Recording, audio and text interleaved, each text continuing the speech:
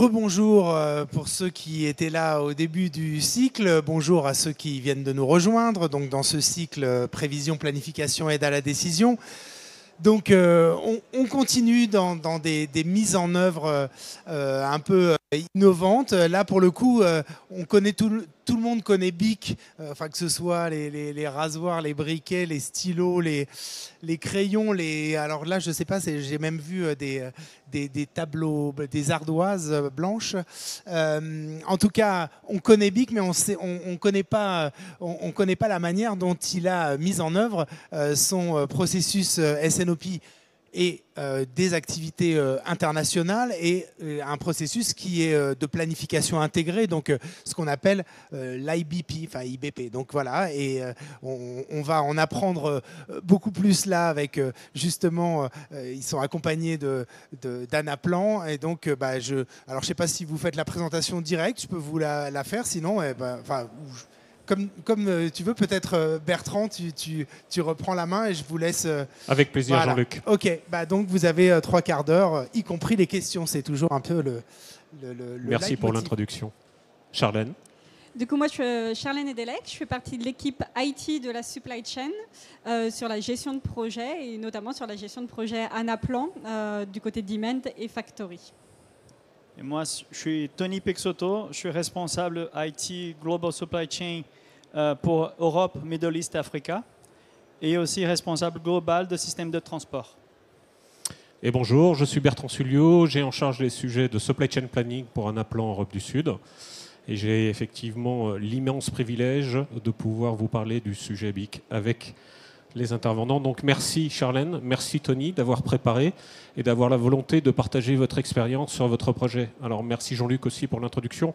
Moi, BIC, marque emblématique, effectivement, quelques produits, on va en parler. Mais pour moi, BIC, c'est l'apprentissage de la planche à voile il y a de nombreuses années. Donc comme quoi un groupe industriel peut effectivement proposer de nombreux produits. Et BIC, on le connaît bien, mais BIC a aussi une spécificité qui est passionnante dans sa supply chain et on va l'aborder dans quelques instants. Une particularité qu'on retrouve dans très très peu de groupes industriels et qui fait tout son sens au moment du plan de transformation et de l'amélioration de la planification. Comme bien souvent, il y a un sujet, un thème, une alerte, et il y a tout un cheminement, une progression. Et c'est ce que nous allons essayer aujourd'hui de vous présenter, de comment partir d'un constat et progressivement monter en maturité sur des processus de planification. Alors tout d'abord, effectivement, reprenons un peu le groupe BIC. Tony, est-ce que tu veux nous en dire un peu plus? Oui, bien sûr. Et si vous faites bien attention, j'ai des produits après pour les bonnes réponses, d'accord? Ok. Alors, les produits. Nous, on a commencé en 1950 avec le cristal, le fameux cristal. Et il s'est répandu rapidement dans le monde entier. Et après, on a commencé aussi à offrir d'autres produits dans l'idée de donner une solution rapide aux consommateurs, comme le briquet. Et par exemple, ici, j'ai avec moi un tout dernier lancement. Il s'appelle Easy Reach, c'est pour les bougies, pour d'autres choses, par exemple. Après, on a fait le BIC 1, c'est le premier rasoir jetable avec une lame. Et ici, je n'ai pas le orange, mais j'ai les dernières. Par exemple, ça s'appelle Easy Rinse. Ça, je peux, par exemple, faire ma tête sans problème pour les femmes et pour les hommes. Et après, en 1979, on a commencé à élargir notre gamme de produits pour aller vers les coloriages, la porte-mine et aussi les produits de correction. Et on a commencé aussi à acquérir des autres sociétés pour pouvoir grandir. Notamment Tipex. Après, on est allé vers l'Asie avec l'achat de Cello. C'est le numéro 1 de produits d'écriture en Inde. Et dernièrement, on a commencé aussi à transformer BIC et on a changé la façon de voir les catégories qu'on avait avant, qu'on appelait produits d'écriture, rasoir et briquet. Et on a transformé, par exemple, produits d'écriture. Maintenant, il s'appelle Human Expression. C'est l'expression humaine. Et la façon de s'exprimer, ça peut être aussi en coloriant, en écrivant, mais aussi avec des tatouages éphémères ou d'autres choses. Ou des Rocketbook, par exemple, c'est une société de cahiers digitaux, cahiers numériques, qu'on peut après archiver les choses qu'on prend en note. On a acheté aussi une autre société de briquets pour des briquets haut gamme comme Jeep, par exemple. Et d'autres sociétés de tatouage comme Inkbox, Tattly. Et dernièrement, AMI, c'est une société qui fait l'interface entre l'écriture réelle et l'écriture numérique, avec des souris ou des pinceaux ou des choses comme ça, avec une bonne sensation réelle dans le monde numérique. Voilà. Et après ça, je voulais vous présenter aussi notre empreinte internationale. Alors, truc important ici, c'est que 92% de nos produits sont fabriqués par nos usines dans le monde. Ça, c'est pas rien, j'ai l'impression, d'après ce que je vois chez les autres. Et ça, c'est pour qu'on puisse maîtriser notre qualité, notre supply chain. On sait ce qu'on fait. Alors, du coup, on fabrique, par exemple, pour vous donner une idée, on fabrique les résines et les colorants qu'on va fabriquer nos encres, qu'on va mettre dans nos cartouches, qu'on va mettre dans nos stylos. D'accord ? C'est vraiment la supply chain presque entière. Et du coup, notre marché, il est partagé. La plus grosse partie, c'est en Nord-Amérique, là, 43%, 29% en Europe, 17% Latine-Amérique, 6% Middle East Africa et 5% en Asie, Océanie. Et ça, là, que vous voyez ici, c'est nos usines qu'on a un peu partout dans le monde. Et ici, pour faire un focus en Europe, de notre réseau logistique, on a deux grandes hubs. C'est le Western Hub qui est à Château-Thierry et le Eastern Hub qui est en Slovaquie, qui distribue pour d'autres DC en Russie, en Scandinavie, en Grèce, Turquie, Italie, etc. Maintenant, on va parler un peu plus de notre supply chain. Supply chain pour nous, c'est toutes les étapes pour faire nos produits. Ça veut dire qu'il s'agit aussi des achats, procurement. On a besoin d'acheter des matières premières, on a besoin d'acheter des packaging, etc. pour faire nos produits. On a besoin d'acheter des machines pour faire nos produits. Mais pas seulement, on a besoin de prévoir la demande, combien on va vendre. On va vous parler tout à l'heure de pourquoi on a besoin de faire ça. On a besoin de planifier le supply, ça veut dire combien de choses, où elles sont les choses qu'on a déjà fabriquées, qu'est-ce qu'il nous reste encore à fabriquer, etc. Les usines, comme on a dit, 92% de nos produits sont fabriqués dans nos usines, alors on a besoin de les planifier. On va vraiment faire les produits à la manufacture. Après, on va les transporter partout dans le monde, on va les entreposer dans nos entrepôts. Et une fois que les produits sont vendus, sont dans la main du client, être sûr qu'il est content, qu'il a le bon produit et qu'il va racheter de nouveau. Aujourd'hui, pour vous, on va faire un focus dans la partie planning pour parler un peu plus de ce qu'on a fait dans notre système de planification. Et du coup, c'est en parlant de ça que je vais vous montrer les challenges qu'on a eus qui sont inhérents à BIC. Nous, quand on parle de produits d'écriture, des stylos, de coloriage, des crayons, pour nous, ce n'est pas Noël, c'est la rentrée des classes. C'est ce qu'on appelle mondialement back to school. C'est la rentrée des classes, c'est vraiment où on va vendre la grosse partie de nos produits d'écriture. Par contre, on ne peut pas fabriquer tout qu'on va vendre en août en juillet. C'est impossible, c'est impossible. Le volume est trop important. Du coup, il faut savoir anticiper, il faut savoir voir où est-ce qu'on va vendre quel produit pour pouvoir être bien au niveau du back to school pour livrer les clients avec des bons produits.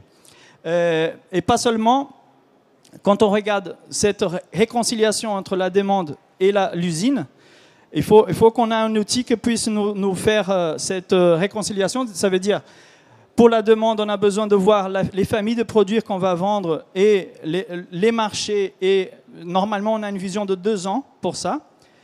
Et l'usine, elle a besoin de savoir quel item précis, avec quel emballage précis on va fabriquer dans quelle usine. Et faire cette réconciliation, ce n'est pas évident. Une illustration qu'on peut vous donner, c'est justement ça. On commence à voir les produits. Pour le supermarché, et ils vont acheter ces genres d'ardoises. C'est un kit scolaire, un ardoise effaceur et un marqueur, pour que les élèves puissent dire 2 x 2, 5, non, pas, oui. Mais l'usine, elle a besoin de savoir plus. Elle a besoin de savoir combien d'ardoises elle va fabriquer, combien d'effaceurs et combien de stylos. Et des fois, ce n'est pas à la même usine. Il faut que ça soit synchronisé, ce genre de choses. C'est pour ça que le cycle IBP est important, n'est-ce pas? Absolument. Merci Tony pour cette introduction, la présentation de votre supply chain très particulière. Quand on produit effectivement ces produits de base, ces composants de base, ces produits semi-finis, ces produits finis, on est vraiment sur une typologie de supply chain particulière où, du coup, la notion d'inventaire, qui était le point de départ du projet de transformation BIC, a tout son sens. Donc Charlène, est-ce que tu peux nous expliquer effectivement comment vous avez commencé et où vous en êtes quelque part aujourd'hui ? Oui, tout à fait.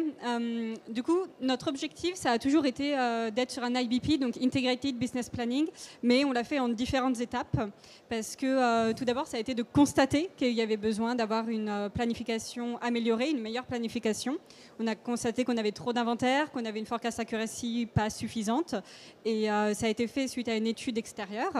Et donc, on avait déjà un processus SNOP, Sales and Operation Planning, et donc l'objectif, c'était déjà d'améliorer ce qu'on avait, d'améliorer déjà l'existant à l'intérieur de la supply chain, de sorte à pouvoir réconcilier la partie demand planning et la partie supply planning, de sorte à ce que quand on a des planifications de vente, on puisse avoir la planification de l'usine qui soit en lien toutes les deux et d'avoir ce lien, d'avoir cette réconciliation ensemble.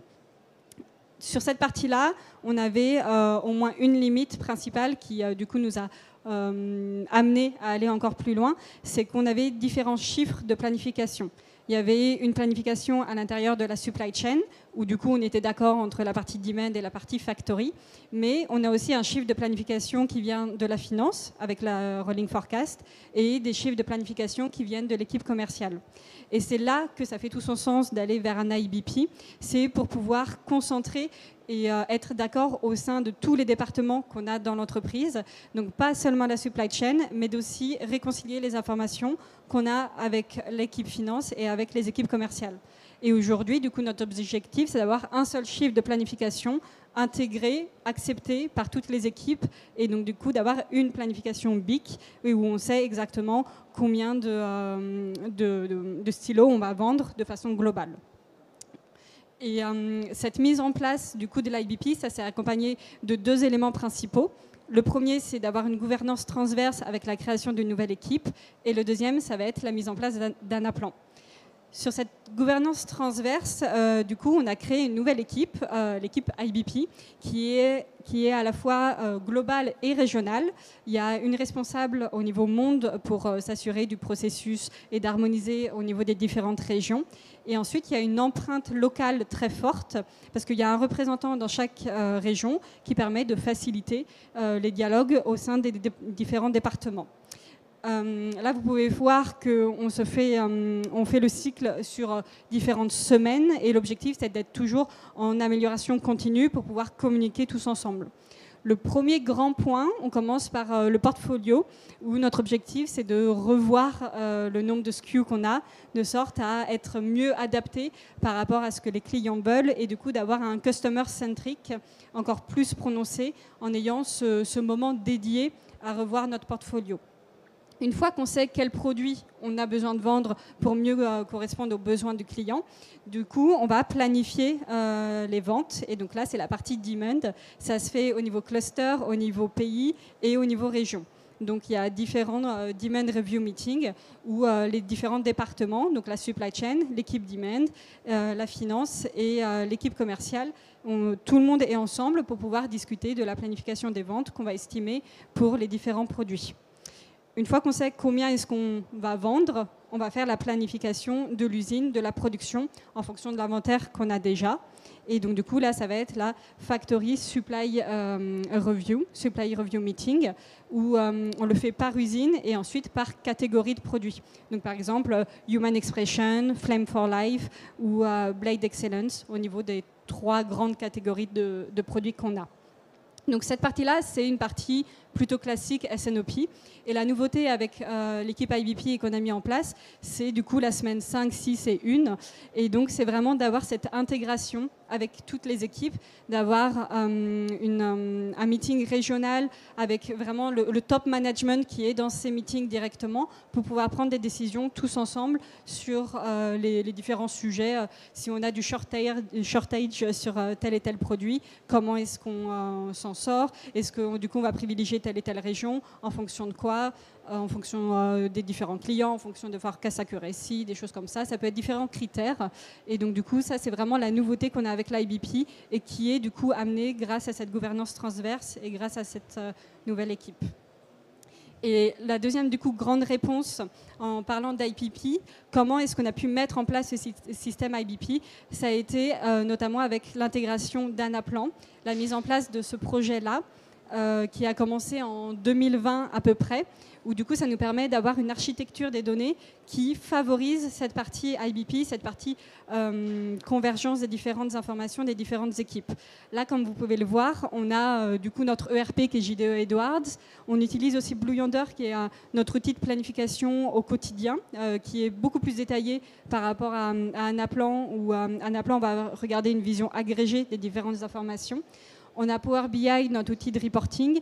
Et là, vous pouvez voir qu'on a ce qu'on appelle la WID, qui est un outil maison un peu vieux quand on voit justement le logo qu'il représente.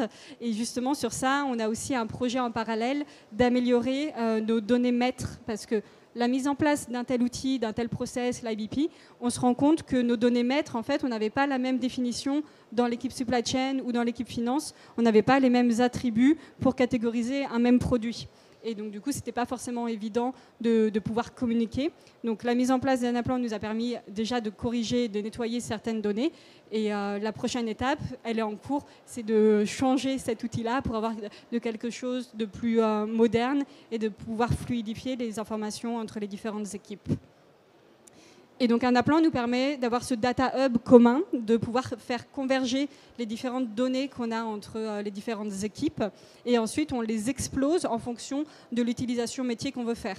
Mais du coup, on a ce data hub qui est utilisé par les équipes de factory planning, par les équipes de demand planning, par les équipes finance, par les équipes commerciales. Et donc, on a cette source de données, une seule source de données qui est fiable et qui est utilisée par tous. Et donc, du coup, ça permet de pouvoir communiquer au moins sur la même source à la base. C'était déjà beaucoup à changer. Et le deuxième grand avantage qu'on a eu avec Anaplan, ça a été qu'aujourd'hui, on peut avoir une prise de décision beaucoup plus ciblée. Avant la mise en place d'un tel outil, on passait beaucoup de temps à charger les données, à vérifier que les données étaient bonnes, à vérifier la hiérarchie des produits entre les parents et les enfants. L'explosion n'était pas forcément évidente. Maintenant, tout ça, c'est automatique. Et on a toujours le même temps d'analyse, le même temps dédié pour préparer un meeting, mais du coup on a un temps d'analyse 3 fois plus grand, et donc ça nous permet de pouvoir avoir une analyse beaucoup plus ciblée, de pouvoir faire des scénarios beaucoup plus précis. Par exemple, on peut, en tant que factory planner, il va pouvoir dire si j'ouvre l'usine un jour de plus, combien de production est-ce que je vais pouvoir faire, quel va être l'impact sur l'inventaire, quel va être l'impact sur la partie forecast, des choses comme ça, et donc de venir en réunion, de pouvoir présenter les informations avec différents scénarios qu'il a pu travailler, qu'il a pu analyser, et donc du coup avoir une prise de décision beaucoup plus ciblée avec Anaplan. Passionnant témoignage de l'activité quotidienne chez BIC, de leur processus d'amélioration, de leur cheminement pour arriver sur une planification dite collaborative ou autrement Integrated Business Planning. Depuis 3 ans, vous avez lancé le projet. J'imagine que vous en avez tiré plein d'enseignements, plein d'expériences, et les gens ici sont toujours très friands de savoir effectivement ce qu'on peut faire, comment le faire, peut-être éviter de faire certaines choses. Donc Tony, est-ce que tu veux nous partager ton expérience? Oui, bien sûr. Alors, ça c'est très important parce que c'est pas parce que l'outil elle fonctionne, elle est belle, elle marche, que le projet va marcher. Alors, il faut faire bien attention à comment on gère ça. Le change management, c'est très important. Une des choses, c'est l'accompagnement. Là, aujourd'hui, je voudrais commencer par une bonne nouvelle parce que là, il y a déjà 2 ou 3 mois qu'on est à 100% d'adoption. Ça veut dire que tous les sites qui ont Anaplan, ils utilisent vraiment. Il n'y a pas une personne qui dit « Ah, mais moi, je n'ai pas encore besoin, je ne veux pas utiliser ». Et ça, pourquoi ? Parce que je pense qu'on a fait des choses, par exemple, comme la formation. On a rajouté des couches de formation. On a investi un temps pour montrer à quoi ça sert, pourquoi on fait. Ça, c'est très important. Pas seulement, à l'écoute aussi. Parce que les bruits de couloir, il y en a. il y en a partout et on entend « Ah, mais le nouveau projet, ça ne marche pas. Ah, mais Anaplan, ça ne marche pas. » OK, on va voir de quoi on parle. C'est un problème avec l'outil ou c'est un problème de formation ou c'est un problème des données qui rentrent dans Anaplan qui ne sont pas bons. Alors, garbage in, garbage out. Et là, quand on a classifié ça, on dit « Ah, OK, oui, Anaplan, il a des problèmes. » Mais entre 52 problèmes, on a 11 qui sont liés à Anaplan et on les a corrigés. Et ça finit. Les autres, c'est d'autres systèmes ou des formations. Maintenant, si tu cliques là et tu ne cliques pas ici, ça va marcher. Ah oui, c'est vrai. Alors, ça, c'est très important. Et c'est d'où le 100% après. Vous voyez?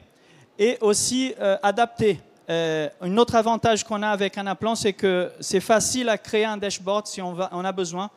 Les personnes qui connaissent plus l'outil, c'est les personnes qui les utilisent, alors les planeurs. Et des fois, ils disent « Ah bah tiens, je ne suis pas sûr que peut-être l'inventaire là, est-ce qu'il est bon là, l'information? Est-ce que je peux comparer ce que j'avais il y a 2 mois ?» Et ça, c'est facile à faire. S'il y a du sens, bien sûr, on a un BPO, un Business Process Owner qui règle les choses. Mais s'il y a du sens, pourquoi pas? On rajoute une ligne qui peut comparer ce qu'on a aujourd'hui avec ce qu'on avait le mois dernier pour voir s'il y a du sens. Ou pour faire, par exemple, ce qu'on appelle un truc très intéressant aussi, un exemple qu'on peut dire, c'est le Insight Inventory Consistency. Parce que des fois, on a une information d'inventaire ce mois-là. Si on prend l'inventaire qu'on avait le mois dernier, moins les ventes, plus les productions, est-ce que ça donne cette information-là? Est-ce qu'il y a une consistance? Ça, c'est oui, il y a du sens, on fait ça, on va faire. Alors du coup, on répond aux besoins parce qu'on a écouté et du coup, on monte l'adoption. Je pense qu'on est pas mal là-dessus. On peut être fier. Et pour finir, quoi d'autre alors? Qu'est-ce qu'on va faire? Le next steps. On va finir le déploiement international. Cette année, on est arrivé. C'était vraiment un boom parce qu'on a appris beaucoup de choses. Du coup, on a passé au début de l'année de 20% de déploiement. On va finir l'année à presque 90%. Du coup, on va finir l'année prochaine les 10% qui restent. On va rajouter dans l'outil la planification bout en bout. C'est bizarre de le dire en français parce qu'on dit end-to-end à chaque fois. Je pense que vous aussi. On va rajouter la partie risk and ops, la partie risque et opportunité, pour voir les scénarios qu'on peut faire si on considère les risques ou les opportunités qu'on peut avoir. On va rajouter aussi les 2 signaux de demande. La demande qu'il n'y a pas de contrainte, que si on a les capacités, on peut vendre, mais aussi la demande contrainte. Qu'est-ce qu'on peut vraiment faire? La réconciliation, c'est une des dernières choses que Charlène, je pense qu'elle a bien expliqué aussi, c'est le pouvoir dire que tous les rapports qu'on fait pour le marché, dire oh oui, on va finir l'année avec tant de millions d'inventaires, tant de millions de cash, etc. Ça, c'est un chiffre, mais c'est quoi le vrai lien entre ce que vous dites à la bourse et ce que les planeurs font? Ça, on va réussir, si tout va bien, à la fin de cette année, à mettre en place, de dire ok, on avait dit qu'on va finir en tant de millions de stocks, mais dans la famille de cristal à l'usine de Marne-la-Vallée, ça veut dire que je peux finir avec un stock de temps. Et réconcilier le rolling forecast avec la planification d'usine. Et aussi, on va faire la prise de recul. Aujourd'hui, c'est la planification à la MPF, à la Manufacturing Product Family. Ça veut dire, par exemple, un cristal qui est là, il est fait, la MPF de cette cristal, c'est Cristal Marne. Il est fait à l'usine de Marne-la-Vallée, ici à côté de Mickey. D'accord?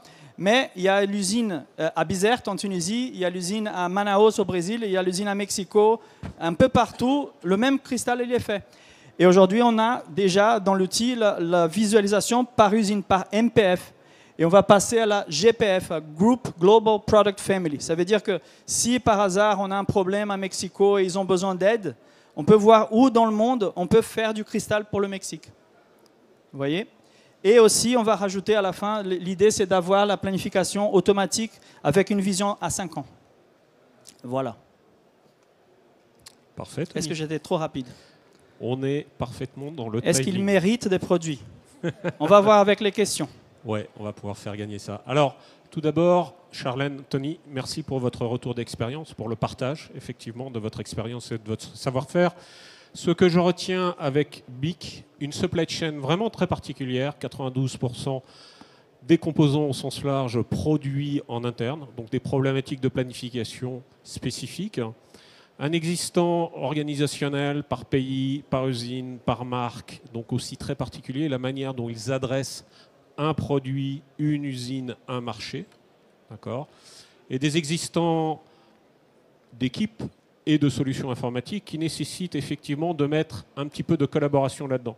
Donc le cheminement, j'ai un constat métier, je mets en place de la collaboration qu'on appelle le SNOP, je gagne en valeur, je gagne effectivement en adoption auprès de mes utilisateurs et je continue mon cheminement. Donc il y a vraiment cette notion de maturité pour arriver sur un IBP où je fais en sorte que l'ensemble de l'entreprise, toute géographie, tout produit, tout métier, travaille collaborativement à un même objectif et avance dans le même sens avec 100% d'adoption.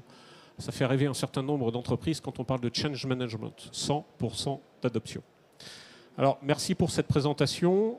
Nous en avons terminé avec le contenu et peut-être que Jean-Luc, on peut aller chercher quelques questions.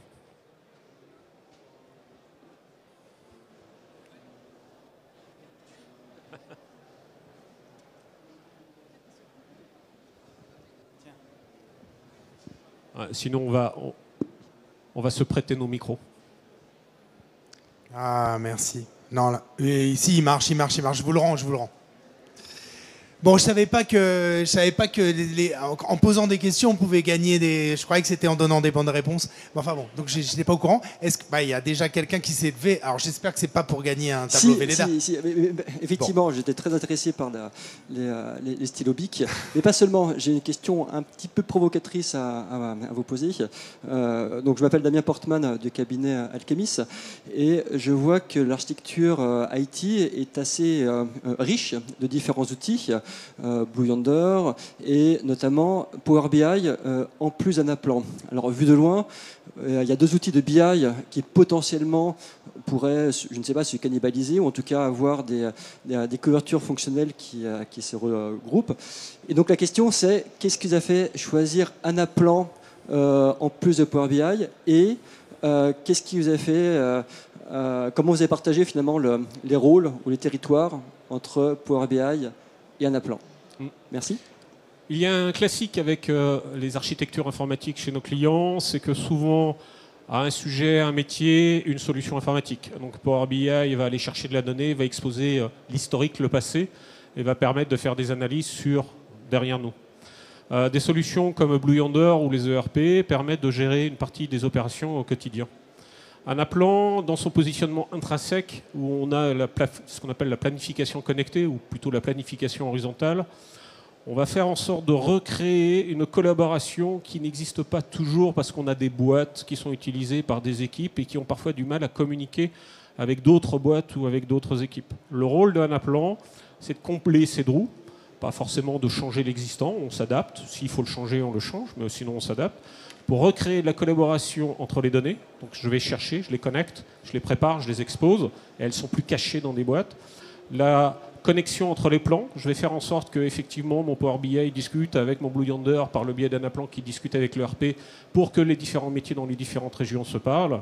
Et je vais connecter donc les hommes, faire en sorte, comme on l'a dit, que ces hommes passent plus de temps effectivement à faire de l'analyse et prise de décision collectivement, plutôt qu'effectivement préparer de la donnée, réconcilier des fichiers Excel. Donc le rôle d'Anaplan est un facilitateur. Des fois on dit on est un peu la glue qui va remettre un petit peu de liant dans tout ce patchwork d'équipes, de collaboration, d'organisation ou de solutions. Et pour rajouter un point, au tout début du projet IBP, on a essayé de le faire sur Power BI, de le faire hors outils supplémentaires parce que c'est évidemment un investissement, mais on était trop limité sur la performance, de pouvoir relier les différentes informations. Ça moulinait trop parce qu'il y a beaucoup d'informations qui viennent dans Anaplan et donc ça va beaucoup plus vite dans Anaplan. Et on perdait trop en flexibilité aussi. Sur Anaplan, on peut avoir plusieurs dimensions en même temps, on peut écrire des commentaires très facilement et ça peut se retrouver et on peut communiquer plus facilement entre les différents départements, ce qu'on n'avait pas avec Power BI. Ouais. Et du coup, l'idée, c'est de prendre les points forts de chacun. Vous voyez, on n'a pas besoin... Moi, je suis brésilien, je vais pas supporter l'équipe de rugby du Brésil. Vous voyez, je préfère supporter l'équipe de la France. C'est la même chose. On prend le point fort de chacun. Et le volley brésilien, le foot, bon. Mais ça mérite cristal aux 4 couleurs. Vous voulez quoi? Moi, j'en profite quand même. Je ne savais pas que ça allait se passer comme ça. On donne directement la récompense. Mais enfin, non, j'ai juste une question parce que vous avez parlé tout à l'heure dans le futur d'utiliser, par exemple, pour les process contraints. Là, en l'occurrence, a priori, on se dit, alors, Anaplan, ils ont sans doute dans leur besace avec un certain nombre de modules, des choses comme ça, mais les process contraints, c'est pas la planification à capacité finie. Enfin, ça, c'est plutôt dans le périmètre de Blue Yonder, ou c'est pas du tout la même chose, les process contraints, c'est quoi? Oui, mais ça va intégrer le processus IBP. C'est le processus IBP, il utilise plusieurs outils, en fait. Et du coup, cette information, ça vient de dans le processus IBP, ce qui n'est pas le cas aujourd'hui. Qui n'est pas le cas aujourd'hui. Oui. C'est ça. La contrainte va être calculée dans Blue Yonder à un niveau fin. Et Anaplan nous permet d'agréger les données et donc ensuite de pouvoir les analyser de façon globale. Et surtout, Anaplan est utilisé aussi par la finance. Et cette contrainte, il faut qu'elle soit utilisée pour le rolling forecast. Et donc c'est là où il faut absolument que ça soit dans Anaplan pour pouvoir faire le lien entre les différents départements, d'où l'IBP. Ok. Est-ce qu'il y a d'autres questions? Oui. Je crois que ça me paraît nécessaire, Jean-Luc. Je pense que d'office, tu as le rasoir. Ah, d'accord. Bon. Merci beaucoup. Hein. Normalement, je ne devrais pas accepter. C'est la déontologie, mais enfin bon. Allez-y, je vous en prie. Bonjour, Claire Hannet, Société ETEX. J'aimerais savoir, Blue Yonder, est-ce que vous utilisez la méthode traditionnelle de calcul avec le MRP ou est-ce que vous utilisez le DDMRP? Avec le MRP, la traditionnelle. Et on a la Statistical Forecast. Après, je ne sais pas exactement, mais pour moi, c'est le MRP, justement. Et pour faire le lien entre la partie demand et la partie factory, on repasse par Blue Yonder pour avoir ce calcul MRP, parce que le calcul n'est pas fait directement dans Anaplan. Anaplan, c'est vraiment l'outil qu'on va utiliser pour analyser les données et pour les présenter, mais le calcul de la planification est toujours fait dans Blue Yonder. D'accord, donc Blue Yonder plutôt pour la partie opérationnelle et donc Anaplan pour la partie réconciliation tactique et stratégique. C'est ça, totalement. Et lien avec le commercial, les ventes. Bien sûr, pour la partie demand planning. Merci. Traditionnellement, Anaplan est utilisé en fait pour prendre des décisions, pour dérisquer les décisions. Donc on va travailler effectivement sur des échelles de temps et de l'agrégation de données qui vous permettent quelque part de prendre des décisions et de diminuer les niveaux de risque avant de passer sur la partie opérationnelle.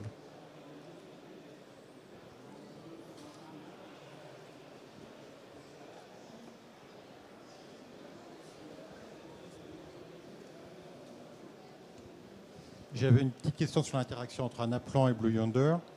Donc, j'ai compris que vous avez Anaplan, vous faisiez les calculs type MRP dans Blue Yonder, mais ça veut dire que quand vous faites des simulations dans Anaplan, vous devez ensuite aller dans Blue Yonder et revenir dans Anaplan pour faire le résultat. Est-ce que ça ne limite pas la réactivité lors des simulations?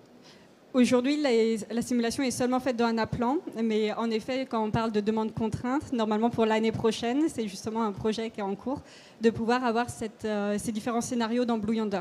Aujourd'hui, on n'a pas la partie différents scénarios dans Blue Yonder. Donc la scénarisation, elle est seulement dans Anaplan.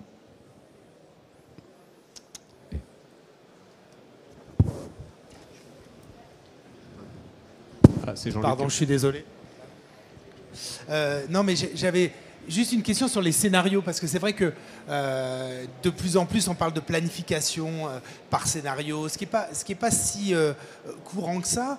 Aujourd'hui, vous en êtes où? Parce qu'effectivement, là, ça veut dire que vous avez plus de temps pour l'analyse et la discussion collaborative entre la finance, le commercial, la supply, etc. Mais ça veut dire que vous examinez déjà un certain nombre de scénarios qui sont à l'ordre du jour et on prend des décisions à partir de là, ce qui n'était pas le cas du tout avant. C'est vraiment un changement complet de méthode? Non, les scénarios, ils font toujours partie des prises de décision. La différence, c'est qu'on n'avait pas d'outils pour faire ça. C'était vraiment à la mano avant. préparer Donc on peut oh là, celui-là il marche bien. Donc on peut en faire plus, c'est-à-dire on peut élaborer plus de scénarios de manière d'aller plus en profondeur. Enfin, c'est quoi le changement par rapport à... Ouais. On perd moins de temps en train de faire des Excel et des PowerPoint, et on peut jouer plus dans les scénarios, dans les simulations. Aujourd'hui, on joue sur 3 scénarios maximum, où du coup, le Factory Planner, il va jouer sur le nombre de jours d'ouverture de l'usine, sur la production maximum par jour. C'est les 2 critères principaux. Après, il y a d'autres critères sur lesquels il peut jouer. Et du coup, il va compléter par scénario les différents paramètres. Et directement, on va voir quelle va être la planification de l'inventaire, quelle va être la planification de la production, combien d'inventaire il va nous rester, ce genre de choses. Mais ça c'est au niveau supply planning, mais au niveau plus haut. C'est-à-dire, est-ce que là aussi, on va élaborer des scénarios quand on parle au niveau régional ou voire global avec la direction financière, etc., où on va dire, bah voilà, vers quoi on se détermine et on a les mêmes... Enfin, on a une base chiffrée à chaque fois. Est-ce que ça, aujourd'hui, c'est une réalité ? Oui, c'est une réalité. On utilise ces genres d'inputs pour pouvoir faire ces genres de choses, par exemple, à la partie du cycle qui s'appelle IR, Integrated Reconciliation. Oui. Parce que c'est là qu'on revient à un niveau plus important et dire, on n'a pas assez de 4 couleurs pour le monde entier. Quel marché on va servir d'abord? On va servir, vous voyez, l'âme, l'Europe ou l'Amérique du Nord, par exemple, avec des scénarios. Mais ces inputs qui viennent d'Anaplan sont une partie des données qu'on doit simuler pour ce genre de niveau. Okay. Ce qui est intéressant sur les scénarios, avec les plateformes de nouvelle génération comme Anaplan, c'est vraiment un point central de développement, d'apporter de l'intelligence effectivement aux utilisateurs.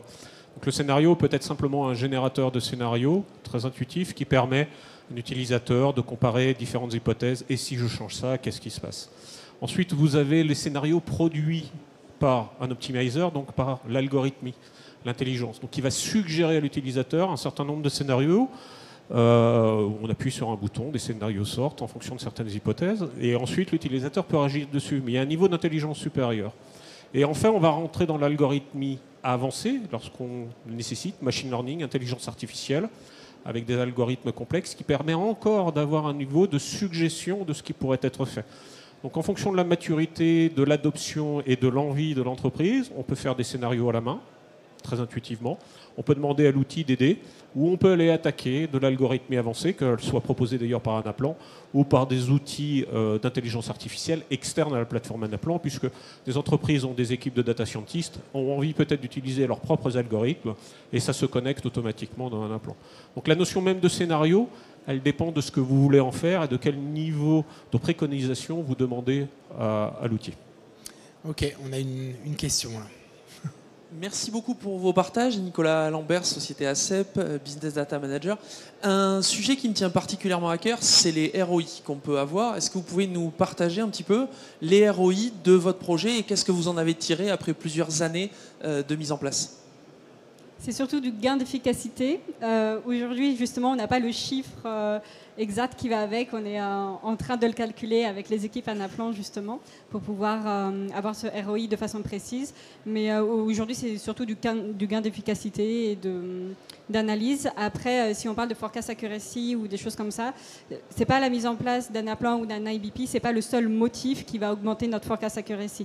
Il y a tellement d'autres impacts qui fait que c'est compliqué de le calculer sur ce genre de KPI classique. Mais le ROI, pour l'instant, on ne l'a pas exactement calculé pour le coup. Et il y a d'autres initiatives aussi. C'est toujours dur. Hein. Le ROI, c'est toujours un truc. Nous, mais on peut dire qu'on a bien réduit, par exemple, le niveau d'inventaire. Mais c'est pas seulement. C'est une chose. Vous voyez, il y a beaucoup d'initiatives qui ont aidé à. Mais on ne va pas vous dire combien. Un des bénéfices apportés par Anaplan, on me pose la question. J'ai entendu parler d'Anaplan beaucoup. C'est quoi le premier bénéfice? C'est vrai qu'une partie de notre croissance, de notre succès vient de ce qu'ont vécu les entreprises ces dernières années. On ne va pas revenir à un Brexit, Covid, etc. Mais les entreprises ont constaté une chose, c'est qu'effectivement, quand il y a le feu partout, elles ont vécu le fait que des équipes trouvaient des solutions en avançant, d'autres partaient à droite, d'autres s'arrêtaient. Et donc elles ont pris conscience de la notion même de recréer de la collaboration et du partage d'informations entre tout le monde, entre les outils, entre les données, tout ça, devenait fondamental. On peut avoir la meilleure solution du monde pour gérer ses stocks. Si elle ne discute pas aujourd'hui de manière fine avec les gens qui gèrent la demande à long terme, on risque d'avoir des problèmes. Donc le succès de solutions comme Anaplan, c'est de recréer vraiment ce lien au sein de l'entreprise et de faire en sorte que tout le monde se parle, tout le monde avance dans la même direction et prenne des décisions collégiales, quelle que soit la complexité de la supply chain, de l'organisation, etc. Avant qu'il y ait une main qui se lève sur les questions, j'en ai une autre, moi, sur le côté data, parce que c'est vrai qu'on insiste beaucoup, et de plus en plus quand même, à dire il faut absolument garbage in, garbage out, etc., mais qu'il faut vraiment que la donnée soit au rendez-vous. Le chantier que vous allez lancer, ou vous êtes déjà en train de lancer, c'est un chantier d'envergure. J'imagine que là, vous avez déjà un data hub, etc. Donc, vous avez déjà un certain nombre de données et vous ne prenez pas des décisions sur des choses qui sont complètement erronées. Donc, est-ce que vous avez à peu près une idée de l'étendue et de la durée d'un chantier tel que vous l'avez ou alors, pour l'instant, c'est devant vous, mais vous ne savez pas quelle va être l'ampleur? Sur nos données maîtres, donc le projet des master data, on a un projet qui, justement, la mise en place d'Anaplan et du processus IBP, ça a duré plus d'1 an d'harmoniser, au moins au niveau international, d'avoir les mêmes attributs pour un cristal médium. On n'avait pas les mêmes attributs entre les régions, entre les factories, entre les départements de l'usine. Ça, c'est fait. Ça, c'est fait. Ça, c'est bon. Et du coup, c'est grâce à ça qu'on a ce data hub et qu'on peut utiliser les données aujourd'hui. Mais on veut aller encore plus loin. On veut avoir un outil qui est beaucoup plus fluide, où on peut avoir une maintenance beaucoup plus facile et d'être sûr qu'il n'y a pas du nettoyage à faire tous les ans, beaucoup trop compliqué. Ça, c'est un projet qui a commencé il y a presque 1 an. Et l'objectif, c'est d'avoir le Go Live pour l'Europe milieu d'année prochaine, pour le reste du monde fin d'année prochaine. Donc ça sera un projet qui va durer à peu près 2 ans, de sorte à changer d'outil, avoir un nouvel outil de données de master data. Donc ça prend 2 ans. Ouais. Ne serait-ce que ce qu'on a fait, l'harmonisation de BOM, de Bill of Material, oui. C'est un truc énorme. C'est OK. Partout dans le monde, la façon qu'on dit qu'un stylo cristal est fait, aujourd'hui harmonisé. Ça a duré 1 an. Quand même. C'est ça. Et du coup, le projet IBP, mise en place d'Anaplan, on a fait une pause pendant 1 an où il n'y avait pas de déploiement sur les usines avant d'avoir les bonnes données. Et donc ça a pris 1 an. OK. Il y a une question là au 2e rang. Ah ben on fait tout. Merci. Une question toute simple qui a son importance. Combien de SKU vous avez? Combien de produits finis? Et la question annexe, parce que vous êtes bon, combien de composants? C'est des ordres de grandeur qui sont intéressants. Moi, j'ai honte. Je peux vous dire après. J'ai honte de la quantité de SKU qu'on a. Je pense que c'est trop. On essaye de réduire, c'est justement ça notre objectif. On en a trop. Un ordre de grandeur. Plus de 2000 2000, c'est rien. Non, mais c'est beaucoup plus. Ah, beaucoup plus. Non, c'est pas con. Hein? On est à plus de 10 000. C'est ça. Et en 2019, on était à 19 et là, on diminue au fur et à mesure. Et c'est justement la mise en place du processus IBP. On a commencé à 19 000 en 2019. Là, on est réduit vers les 10 000. Et donc, c'est notre objectif de réduire le nombre de SKU sur ça. Le nombre de composants, j'ai aucune idée par contre. Merci beaucoup, merci à vous 3, merci aux questions de la salle. Vous avez été déjà remerciés par des produits. Il y en a encore, hein, si vous voulez. Et puis sinon, n'hésitez pas à aller voir Anaplan pour demander des précisions sinon sur le projet. C39, voilà. Donc vous demandez Bertrand. Voilà. Merci beaucoup à vous 3.